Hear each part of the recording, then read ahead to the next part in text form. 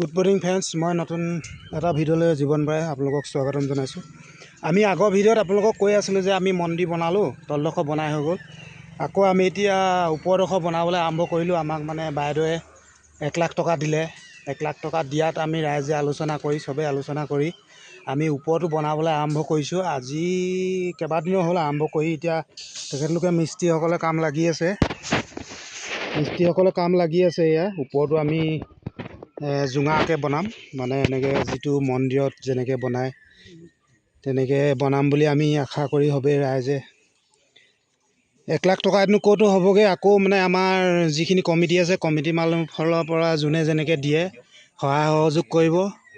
2 নং চৰাইমাৰি ওপৰলৈ উঠিব বস্তুটো। এনেকৈ এতিয়া জালি গাঁঠি আছে তেখেতলোকে এতিয়া জালি গাঁঠি আছে ধুনীয়াকৈ। আমি ইমানখিনিলৈকে বনালোঁ। এই শ্বটটো আমি যলৈকে বনালোঁ নহয়, আমি চবেই ৰাইজে মানে 2-এটকা মানে পইচা সহযোগ কৰি পিনি আমি ৰাইজৰ ফালৰ পৰা সহযোগ কৰিলে আমাক তেনেকৈ কৰোঁতে বনাই ইমানটো হ'লগৈ। আকৌ এতিয়া আমি চৰকাৰৰ ফালৰ পৰা 1 লাখ টকা পাইছোঁ। পাই পিনি এতিয়া আমি জালি গাঁঠি আছে, মিস্ত্ৰীসকলে কাম কৰি আছে। আপোনালোকক আকৌ আগতে যেনেকৈ সহায় সহযোগ কৰিছিলে আকৌ তেনেকৈ সহায় সহযোগ কৰিব। মানে পইচানো কি আৰু, আজি আছে কাইলৈ নাই। মানে এইটো বনাই থৈ গ'লে প্ৰজন্মই আমাক ক'ব যে আগতে মানুহখিনি আমাৰ দেউতাহঁতক যিখিনি আছিলে সেইখিনিয়ে বনালে।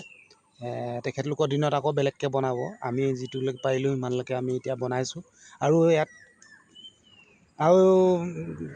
পাৰিলে আমি ছাইডত বনাম বুলি ভাবিছোঁ। আৰু এভাগ কি হয়, ভগৱানে যদি ভালে কুশলে ৰাখে আমি এদিন আকৌ বনাম।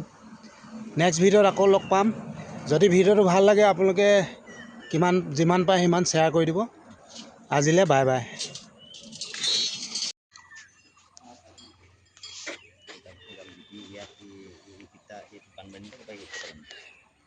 ধুনীয়াকৈ মানে মিস্ত্ৰীসকলে লাগিছে, কাম কৰিছে। তেখেতলোকৰ এজনৰ ঘৰ আছে তোমাৰ ঘিলাদাৰী চুকত, এজনৰ ঘৰ আছে মকৰং মকৰং শান্তিপুৰ। তেখেতলোকে বহুত দূৰৰ পৰা আহি আমাৰ মানে শিৱ মন্দিৰটো বনাবলৈ মানে বনাইছেহি। বহুত কষ্টই আহি বনাইছেহি। আমাৰ এই ওচৰত কিছুমান মিস্ত্ৰী আছে, তেখেতলোকে হয়তো হাক নিদিয়ে, পইচা নিদিম বুলি ভাবে চাগে। সেইটো কাৰণে মানে তেখেতলোকে আহি আমাৰ ইয়াত কম কৰি আছে। তেখেতে কৈছে যে টেকেলি নিচিনাকৈ বনাব, তাৰপিছত আকৌ ভাঙি পানি আকৌ তাত ভাঙি পানি আকৌ সেইডোখৰ কি হ'ব, আকৌ এইটো খাপ কাটি যাব আপোনাৰ।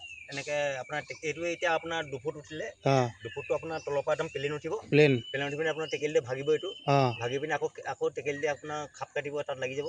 লাগি পিনি আপোনাৰ ওপৰ খাপত আপোনাৰ এটা খাপ বনিব। খাপটোৰ আপোনাৰ ওপৰত আপোনাৰ টেকেলিটা বহিব। টেকেলিটো বহাৰ ওপৰত আপোনাৰ এডাল ত্ৰিশূল বহিব, ডাঙৰ ত্ৰিশূল বহাব। সেইটো ৰাইজে বহাব। কি কিন্তু মহাদেৱৰ এভাগ মানে মূৰ্তি বনাই দিব পাৰিলে ভাল লাগিব নেকি? ভাল লাগিব মানে এতিয়া আমাৰতো মূৰ্তিটো আমি বনাই দিব নোৱাৰোঁ। আৰু যদি আপোনালোকে কিনি দিয়ে লগাই দিব পাৰোঁ। সেনেকুৱা নিচিনা কথা হ'ব। চেষ্টা কৰিব লাগিব। চেষ্টা কৰিব লাগিব। সেইটো আপোনালোকে যদি কিনি কৰি দিয়ে তেতিয়া লগাই দিয়াটো কোনো কথা নহয়, লাগি যাব। খালি সেইটো মানে আপোনালোকে বনাব নাজানিব ন? আমি এইটো বনাব নোৱাৰিম। ঠিক আছে। মানে আমি যিটো স্তম্ভ বনাই তাৰ ওপৰত আমি মানে মহাদেৱৰ মূৰ্তি এভাগ মানে ডাঙৰকৈ বনাই পিনি বহাম বুলি ভাবিছোঁ। কি হয়, পইচা যোগাৰ হ'লে পাৰিম। কিন্তু চবেই ৰাইজে যদি সহায় সহযোগ কৰে, আমি ওপৰত মানে এভাগ মানে মহাদেৱৰ মূৰ্তি একদম ডাঙৰকৈ বনাই স্থাপন কৰিম বুলি ভাবিছোঁ। ভগৱানে যদি ভালে কুশলে ৰাখে তেনেকৈ কৰিম। আৰু ৰাইজে যদি সহায় সহযোগ কৰে, ঠিক আমি ভবা ধৰণে হ'ব কামবিলাক। নেক্সট ভিডিঅ'ত আকৌ লগ পাম। ইমান তলৰ পৰা চাওক, ইমান তলৰ পৰা একদম ওপৰলৈ উঠি আহিবলগীয়া হৈছে, দেখিছেনে? বহুত কষ্ট কৰিছে মিস্ত্ৰীসকলে, তেখেতলোকলৈ ধন্যবাদ থাকিল। আৰু